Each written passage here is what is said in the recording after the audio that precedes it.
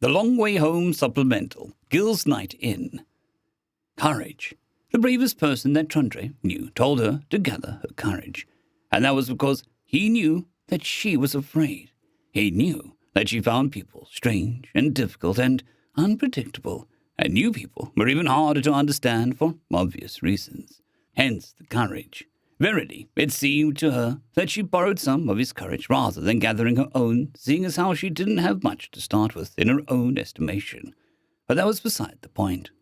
Jason believed in Trundre, that she could make friends even with a girl who had offered her such insults, however unintentional, and so she should take courage. It had worked, so far as she could tell, and Isis Magdalene actually held a conversation with them. It didn't hurt anything that Jason was there to help her. The customs of the exarch nobility still boggled her mind, but she could at least appreciate that the young lady made an effort to understand the guest right. This is all only a beginning, however. Nobody is friends with Trundre after just one conversation, except for Vi and family, of course. But Vi was probably the friendliest person that Trundre had ever met, and family was family. Which was why, when an idea struck her, she made her way straight to her claimed corner of the engine room and started her labors. Paper and pencil were better than stylus and tablet, at least so far as her joy in creation was concerned. But both paper and pencils were scarce aboard the long way, so she made do with the latter.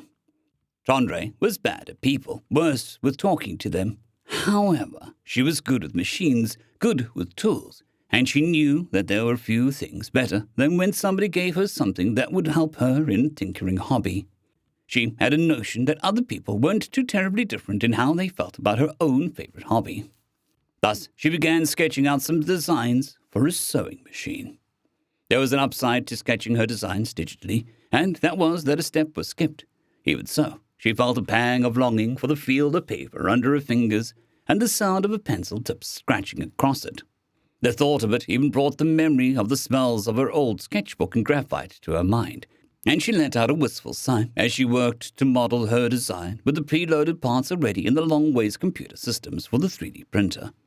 That made her think of other present sense, which made her think of the roasted haunch she'd made with Vi the night before, which reminded her that she needed to make sure that Vi knew that she wasn't avoiding her. That, of course, reminded her that the only available supply of fabric aboard that wasn't already clothing or bedding belonged to Vi. Trundre privately admonished herself for forgetting about Vi, and hoped that she wouldn't take offense. She already had an idea of how Vi would answer whether she would share some fabric with the newcomer, but it was probably rude not to include her in the gift idea when she had it. Therefore, she got the 3D printer going on some nylon gears and made her way up the ladder to the galley.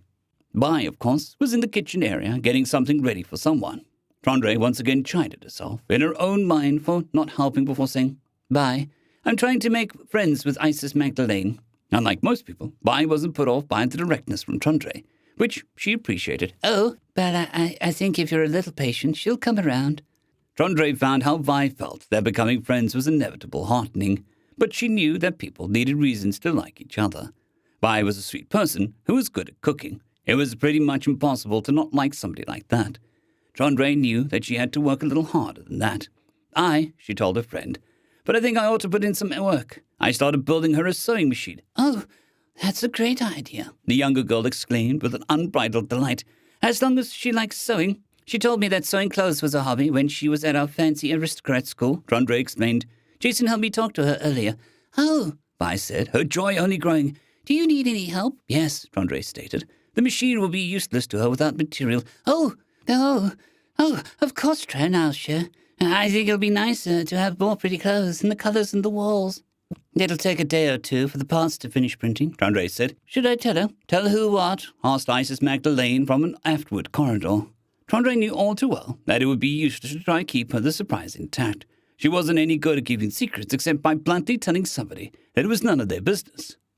However, this was some of Isis Magdalene's business, so that would be a lie. Therefore, she answered, I started making a sewing machine for you." "Really, it wouldn't be fair if you were the only one that couldn't enjoy your hobby on board," Vi brightly elaborated. "So I decided to share my fabric with you." Isis Magdalene's attempt at projecting serene exposure broke as a pleased smile, but it faltered as she asked, "Whence shall come the thread?" "Oh," Trundre stated. "that's easy. Just put some clothes through the recycler, and it shouldn't have any trouble respinning the fibers into usable thread. I have a dress I haven't really worn, so I thought that would work. I offer my thanks, Isis Magdalene intoned seriously. Yet there is naught which I might repay this gift with. Think of it as I just realized you wouldn't know what a cloven oar is. Think of it like my part in making peace. Maybe friends, if you want to be. Do you two have a liking for poetry? Isis Magdalene asked after a long moment of consideration. Yes, sometimes, I said. Why? Well, Jason stands vigil on watch. The name-maker appears upon us in waiting for his bed. The bar-seeker rests in his chamber. Yet we three should do something aside from slumbering in the same chamber. I propose that we find the best romantic poetry on the ship's database and read it in turns. I have a suspicion that you, Wayfinder, should have the best voice of us three. Shush, Tondre said, with the flush warming her cheeks up to her ears. And you can call me Tran, if we're going to be friends. Come now, we should take advantage of all three boys being unable to interfere with a good taste, Isis Magdalene said, forgetting to pretend at noble poise. End of chapter.